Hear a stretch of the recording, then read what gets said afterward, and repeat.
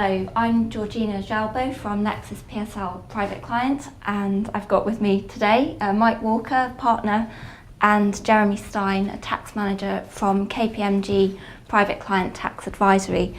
And I'm just going to ask Mike and Jeremy a couple of questions about ATED. So Mike, how have your clients reacted to ATED? Are they generally paying the tax, or are they de-enveloping?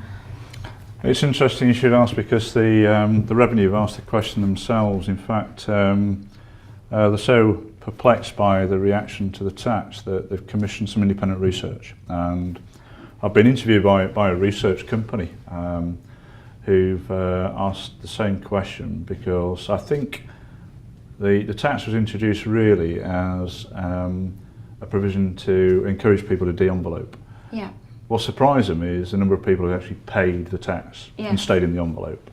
I think they missed the point.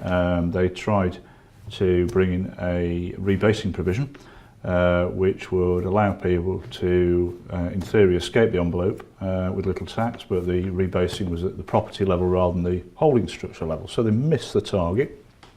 And I think a lot of people have taken a view that there are some severe taxes waiting for them, such as inheritance tax at 40% if you remove your envelope, and that the preservation of the envelope and paying the annual tax is a price to pay, and it's worth paying.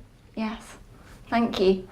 And I was also interested to know whether you think that the changes to property taxation introduced in this year's autumn statement might make the use of offshore companies more attractive again for non-residents. I think thank you, Georgina. I think there's a simple answer to that question, which is yes. And then there's a more complex answer to that question, which I'll go into in a minute. But I think if we stay with the simple answer, why would buying a property in an offshore company be more attractive after the autumn statement, or more than before, is we think, why does someone buy a property in an offshore company? Essentially they're buying it because it gives them IHT protection. Yeah. If they're not domiciled in the UK, not yet deemed domiciled in the UK, if they hold a UK property in an overseas company, it's non-UK cited for inheritance tax purposes. So never mind stamp duty and stamp duty avoidance, most people who bought properties in overseas companies have done it for inheritance tax reasons. The ATED was introduced as an anti-avoidance measure to encourage people, the double negative, not to envelope, to de-envelope. And one of the measures they introduced was a 15% rate of SDLT if you bought a property through a non-natural person such as a company. Compare 15% under ATED to 7% if you buy a property in your personal ownership. That's a big differential. Yeah. As of the autumn statement, the differential is not 15 versus 7, but it's 15 versus 12. That's not such a big differential.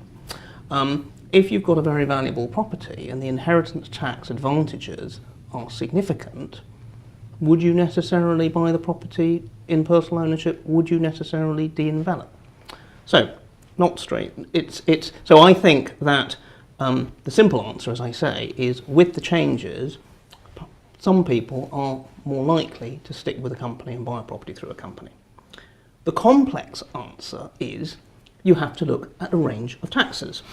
The main taxes that you need to look at are stamp duty land tax, the annual ATED charge, annual charge for owning a property in a non-natural person, inheritance tax that I've mentioned, and capital gains tax.